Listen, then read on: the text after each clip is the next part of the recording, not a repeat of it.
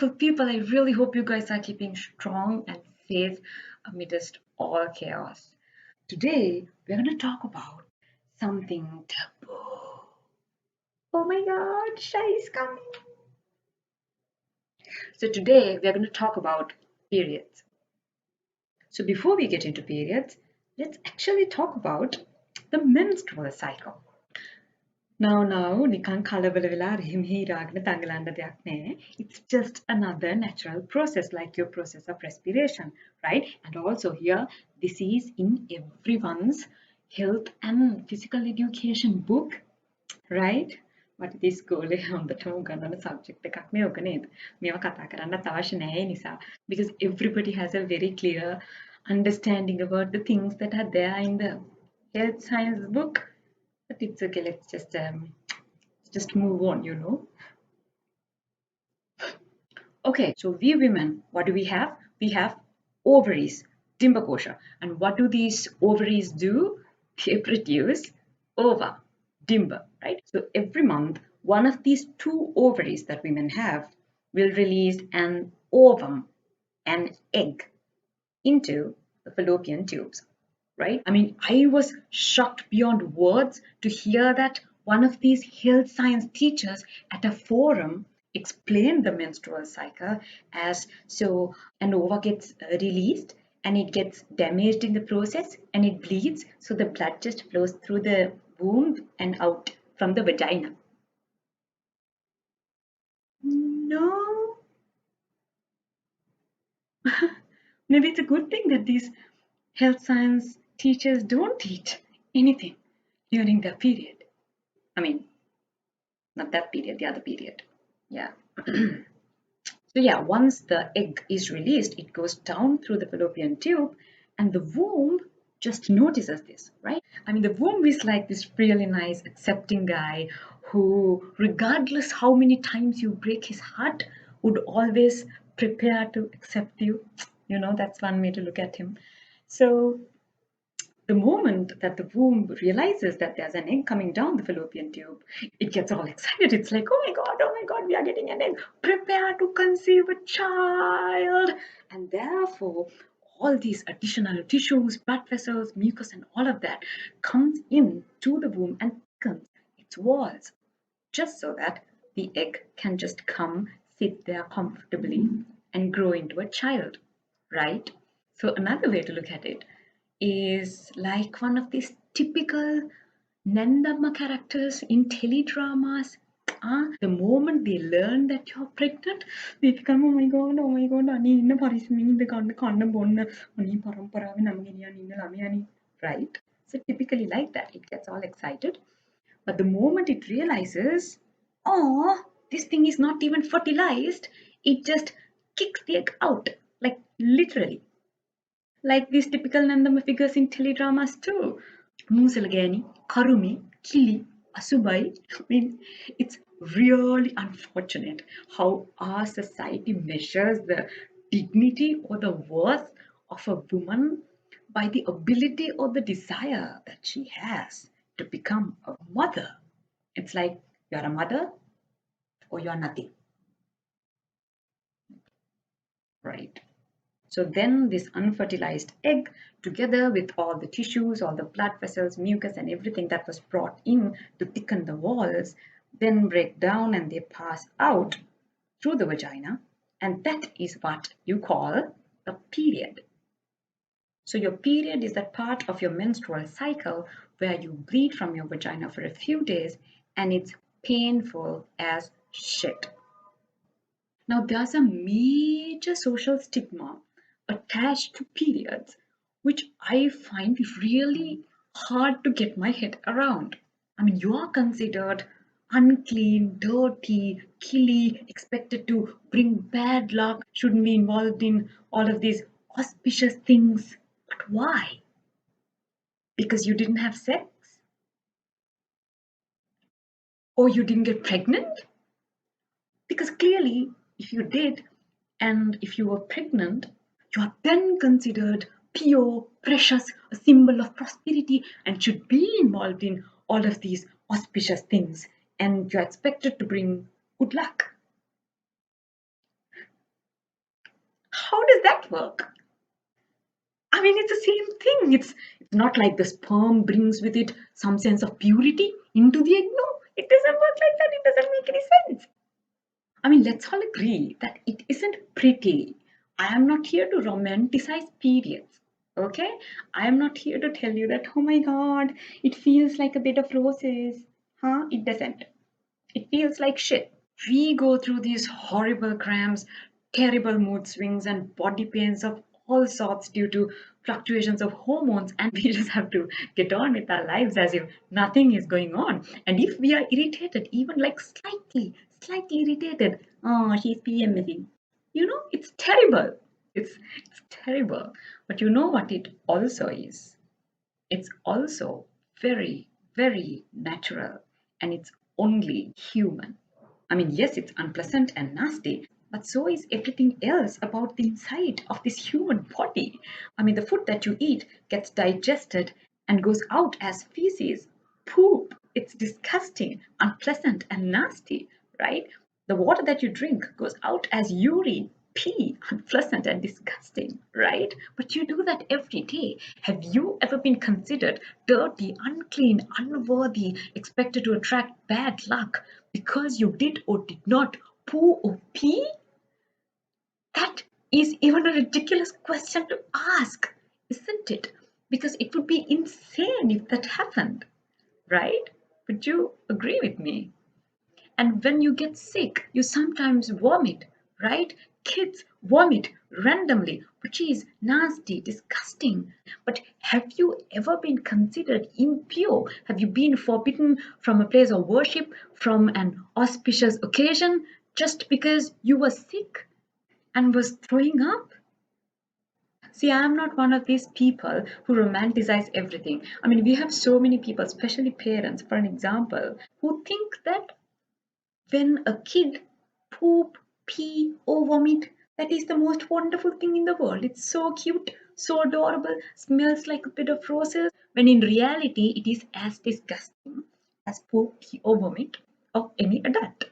Right? So our parents go like, oh, I mean, I have so much respect for parents who identifies that it's a horrible, disgusting process and choose to deal with it regardless, because that is what should happen, right?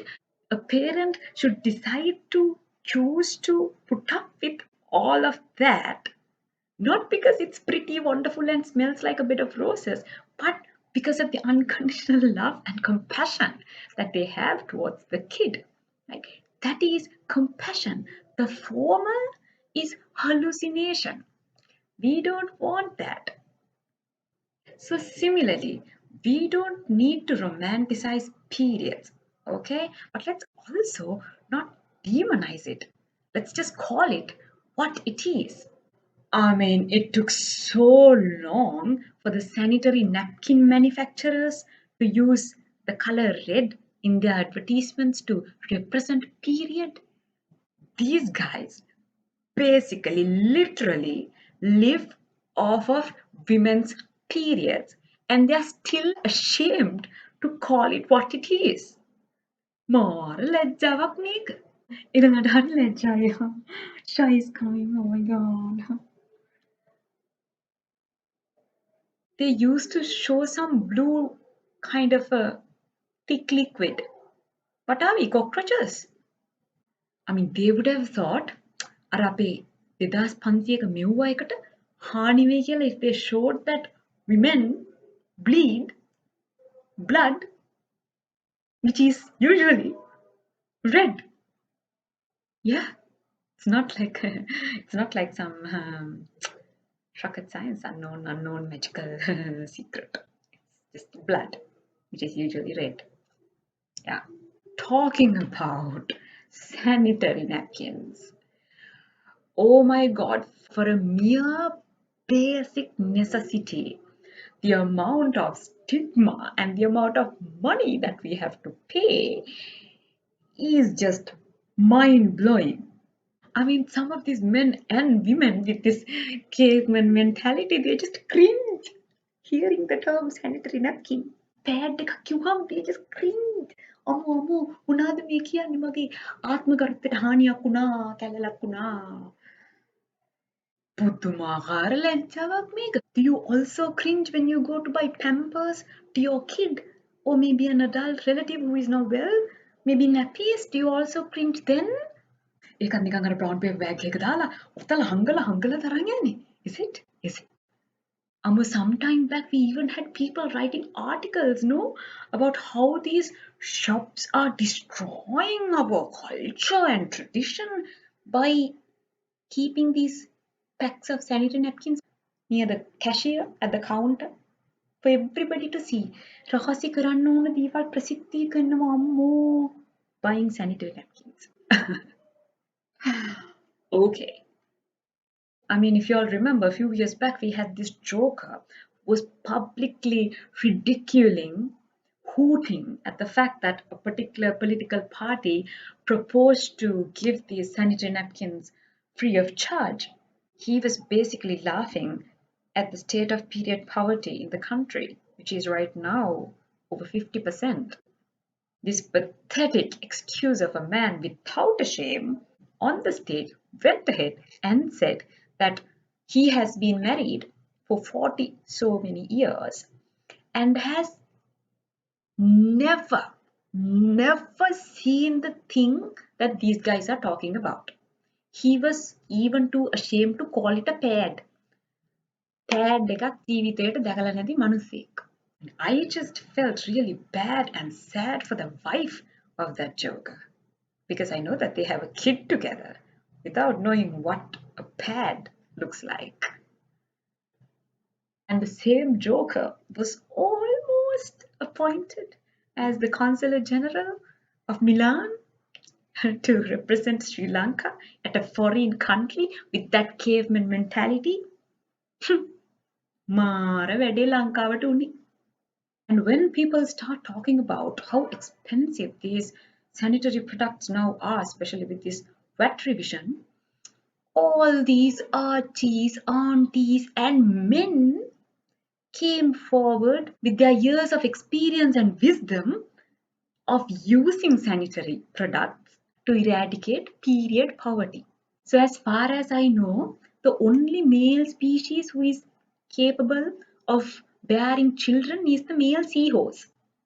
But it seems like some of our men are also capable of doing that. හොඳයි ඈ. ඒ කාලේ ආච්චිල කරපු විදියට රෙදි කෑලි අඳින්න කොටන් රෙදි කෑලි වලින් ඕක මහගන්න හැටි. So many advices by men and things like ඒ කාලේ ගැන හරි ශක්තිමත් ඕවා මේ මහලුකොට හිතුවේ නෑ හිතන්න නැතුව කම්මැලි නැතුව වැඩ කරා. මේ දැන් ගෑනුන්ට තමයි මුකුත් කරගන්න බැරි. Okay, so එහෙමනම් ඔයාලත් ඒ කාලේ සියලු විදිහට අමුඩ අඳින්නකෝ. ඔෆිස් යන්න නැතුව ගිහින් කුඹුරක් කොටන්නකෝ. ඉලෙක්ට්‍රිසිටි ඕනෙත් නෑ. vehicle එක නැතුව පයින් යන්නකෝ. ඒ කාලේ සියලා they walked miles and miles, no? petrol ඕනෙත් නෑ. Wait, I have even a better idea. අපි දෙකොල්ලම ඊටත් එහා කාලේ හිටපු සියලා අච්චිලා වගේ කොලාතු අදින්න ගමුද? වියදමත් අඩේ. What do you say? ඔයාලා ගිහිල්ලා දඩයන් කරගෙන එන්න මොනා හරි පෝට් එකකින් යන්නලා සතෙක් එක්ක පොර බදලා දඩයන් කරගෙන එන්න අපි ඉන්නම් ගෙදරට වෙලා අර කොටන් රෙදි කෑල්ල ඇඳගෙන. හාද? The point that I'm trying to make is it's very easy to preach, give ideas and advice when you really don't have to go through that process ever. The more difficult thing to do, though, is to put yourself in their shoes. It's called empathy. And at times like this, empathy and kindness are far more important than anything else you can imagine. So let's try and break these taboos. Treat period as a part of everyday life instead of treating it as something that only women should secretively discuss. Understand that it's a natural phenomenon and recognize that a period is when a woman needs extra care, rest, and support. Let's support one another whenever we can. Much love from Tani's Original.